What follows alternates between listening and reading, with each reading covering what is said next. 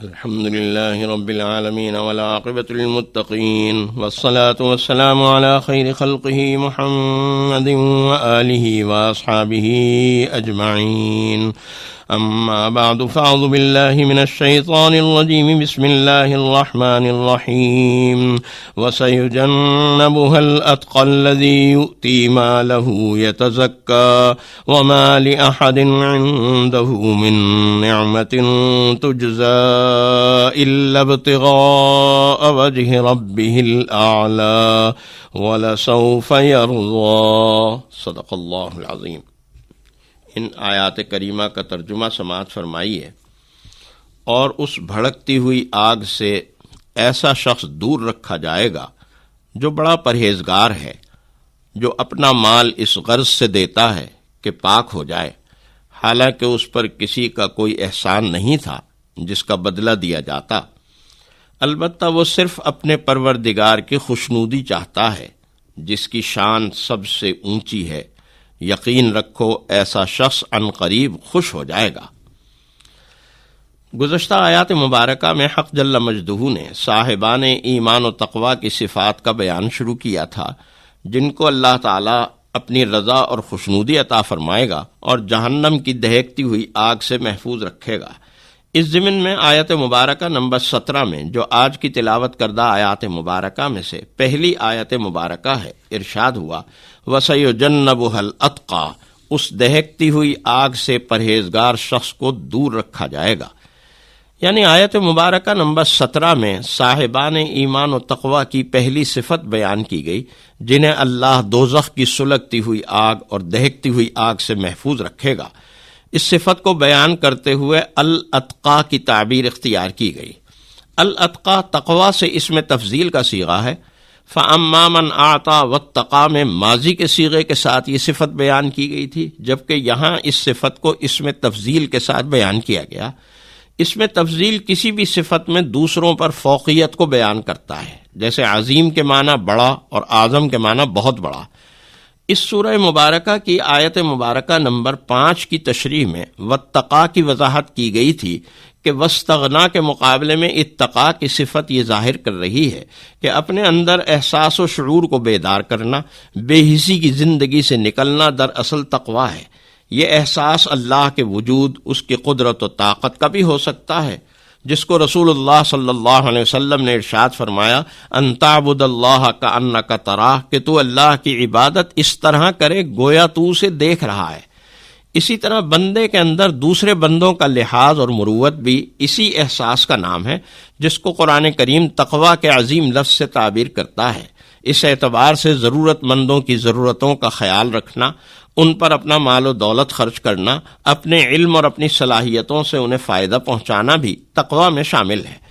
قرآن کریم کی تعلیمات پر غور کریں تو محسوس ہوگا کہ قرآن کریم نے اپنی گھریلو زندگی کی اصلاح، بیوی بچوں سے حسن سلوک کا جہاں بھی ذکر کیا، یہ مضمون تقوی پر مکمل کیا، جس کو نبی کریم رؤوف رحیم علیہ الف الف تحیت و تسلیم نے یوں بیان کیا خیرکم خیرکم لأہلہ وانا خیرکم لأہلی، تم میں سے بہتر لوگ وہ ہیں جو اپنے اہل و عیال کے ساتھ اچھے ہیں، اور میں اپنے اہل و عیال کے ساتھ تم میں سے سب سے بہتر ہوں. یعنی زندگی کی عبادات، معاملات، معاشرت اور اخلاق سب کچھ اللہ اور اس کے رسول صلی اللہ علیہ وآلہ وسلم کی تعلیمات کے مطابق ہو جائے تو بندہ تقوی کی اس منزل کو حاصل کر لیتا ہے. دوسری صفت بیان کرتے ہوئے ارشاد فرمایا گیا الذی یؤتی مالہ، جو اپنا مال اللہ کے راستے میں دیتا ہے. یعنی سخاوت اور غریب کا احساس، اس کے لیے ہمدردی کے جذبات و احساسات رکھتا ہے اور ان کی مدد کرنا اپنی ذمہ داری سمجھتا ہے.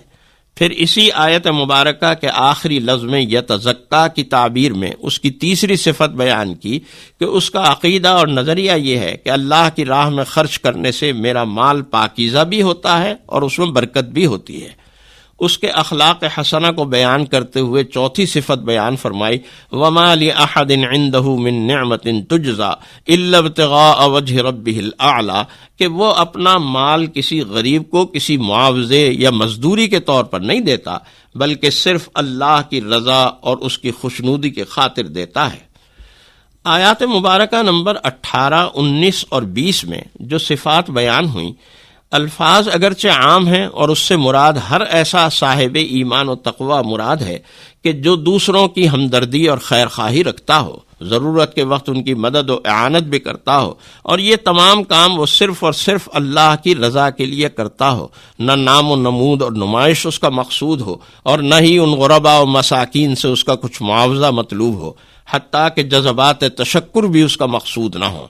ائمہ مفسرین کی تصریحات کے مطابق ان خوبصورت صفات اور اخلاق عالیہ کے مالک کے طور پر جو شخصیت امت میں سب سے پہلے سامنے آئی وہ حضرت ابو بکر صدیق رضی اللہ تعالیٰ عنہ کی ہے۔ حضرت علی کرم اللہ وجہہ کے بقول صحابہ کرام رضوان اللہ عنہم اجمعین کا اجماع ہے کہ ان آیات مبارکہ کا سب سے اہم اولین مصداق حضرت ابو بکر صدیق ہیں۔ حضرت عبداللہ ابن عباس رضی اللہ تعالی عنہما فرماتے ہیں وَسَيُجَنَّبُهَا الْأَتْقَى میں الاتقا سے مراد حضرت ابو بکر صدیق ہے رضی اللہ تعالی عنہ۔ نبی کریم صلی اللہ علیہ وآلہ وسلم نے ارشاد فرمایا کہ اپنے جان و مال سے مجھ پر سب سے زیادہ احسان کرنے والا ابو بکر ہے، اور یہ بھی فرمایا کہ مجھ پر جس کسی نے احسان کیا میں نے اس کا بدلہ چکا دیا، مگر ابو بکر کا احسان اس کو میں نہیں اتار سکتا، اس کا بدلہ اللہ ہی قیامت کے روز ادا کرے گا رضی اللہ عنہ۔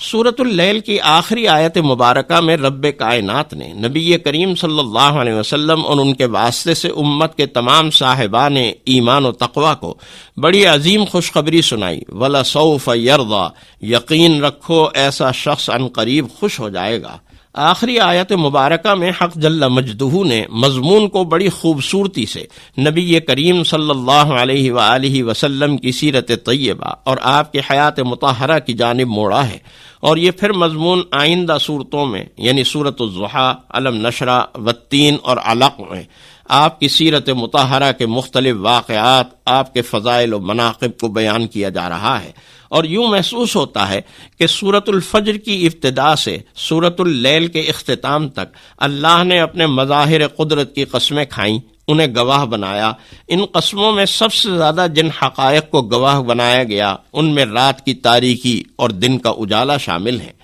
رات کو تاریکی اور اس کے چھٹ جانے کے بعد فجر کا طلوع ہونا، اور پھر آفتاب طلوع ہونا اور اس کی روشنی پھیل جانا، اس جانب اشارہ ہے کہ عن قریب آفتاب رسالت طلوع ہونے والا ہے، اور آفتاب رسالت کے طلوع ہوتے ہی جہالت، شرک اور بت پرستی، بے حسی اور بد اخلاقی کی تمام تاریکیاں چھٹ جائیں گی، علم کا علم سر بلند ہوگا، توحید کا پھریرا یعنی پرچم لہرائے گا، علم و کتاب کا نور ہر طرف اسی طرح پھیل جائے گا جس طرح سورج کی روشنی پورے ماحول کو روشن اور منور کر دیتی ہے۔ اس مضمون کی تفصیلات آئندہ صورتوں میں آئیں گی، جن پر کچھ گفتگو کل ہوگی انشاءاللہ تعالی۔ وآخر دعوانا ان الحمدللہ رب العالمین۔